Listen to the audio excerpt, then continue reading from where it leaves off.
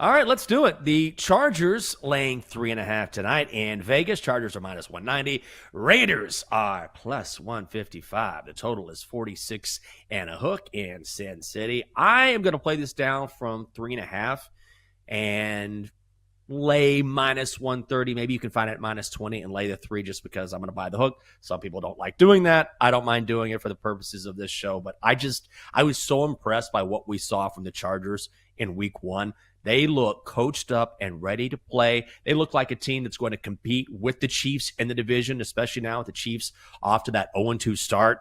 And the fact that they've had extra time to get ready for this game, I think, is massive. Doesn't matter if it's week 2, if it's week 12, an extra couple days of rest. And I'm just not sold on the Raiders yet. Like, they are going to improve. Now they have actual professionals running the show, and Pete Carroll and Geno Smith, and it's good to have them back together again. But I'm just not quite so sure that they can keep up with LA. That looks like a juggernaut. As much as you can tell from a week 1 performance, it looks like a team that is coming together and is a complete football team. Yeah, on paper, it looks like the Chargers should be the play. And I think the key matchup is going to be the struggling Raider secondary against Justin Herbert, who looked amazing the first game of the season.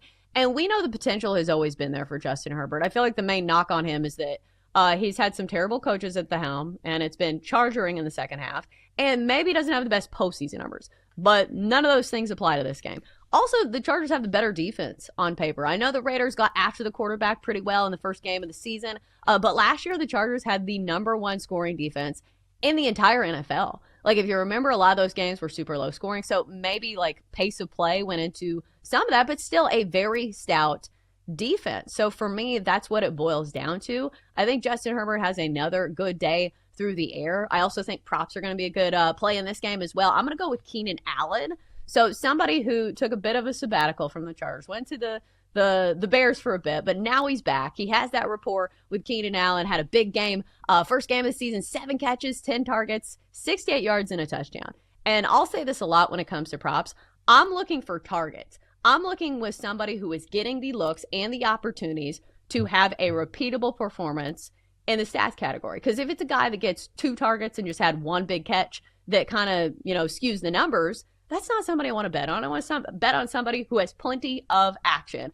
So Keenan Allen, I feel like, is the guy, and especially because you get a lower number on him. 53.5 is the number for him as well, as opposed to Ladd McConkey, who I think his number's in the 70s. I'm not saying he's not going to have a big game either, but we saw in the first game of the season, Justin Herbert airs it out enough to where everybody can eat in this offense. So I think Keenan Allen's going to be the guy for me. I mean, he just fits, with the Chargers. I mean, obviously Left came back, but he was great in week 1, and now with so much focus on those other guys, I don't mind that play at all.